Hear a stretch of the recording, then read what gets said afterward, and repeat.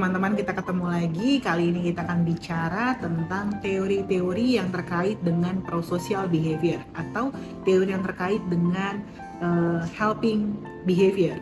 Nah, salah satu yang menjelaskan tentang kenapa sih manusia itu punya keinginan natural untuk menolong orang lain adalah evolutionary perspektif. Menurut teori evolutionary, kenapa kita menolong adalah karena kita sebagai manusia ingin mempertahankan spesies kita. Dengan kita menolong orang lain, itu berarti kita sedang mempertahankan supaya kelangsungan hidup manusia ini terus terpupuk atau terus berlangsung. Bayangkan kalau di zaman dulu kita tidak menolong sesama manusia, mungkin yang akan menyerang kita adalah hewan buas. Nah, menurut evolutionary perspektif ada yang disebut dengan kin selection. Dalam pembelajaran nanti kita akan bahas lebih dalam. Yang kedua adalah social learning theory.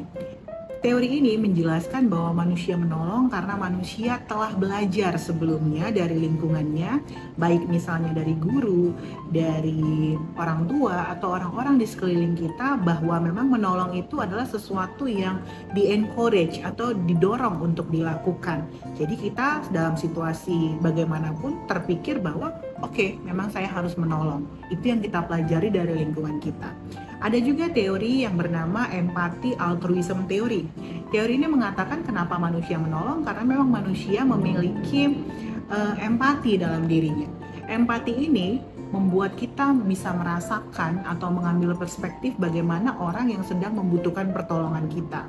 Misalnya ada orang terjatuh, kita berpikir bahwa pasti menyakitkan baginya dan pasti sulit baginya untuk naik tanpa adanya helping hand atau pertolongan dari orang lain, sehingga kita mengulurkan tangan membantu orang tersebut.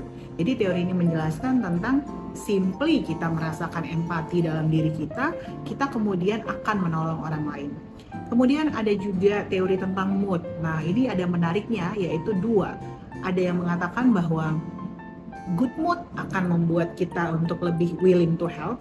Tapi juga ada teori yang mengatakan justru ketika kita dalam bad mood, kita ingin menghilangkan bad mood kita dengan cara kita ingin mencari perasaan feel good atau satisfied, yaitu kita menolong orang lain.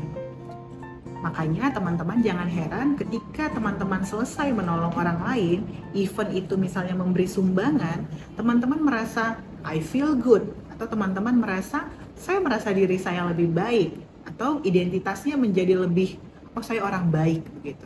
Nah, terakhir ada teori social identity theory. Mungkin kalian berpikir bahwa itu kan teori kelompok. Nah, persis. Teori identitas kelompok ini mengatakan bahwa manusia cenderung akan menolong orang yang satu in group dengannya.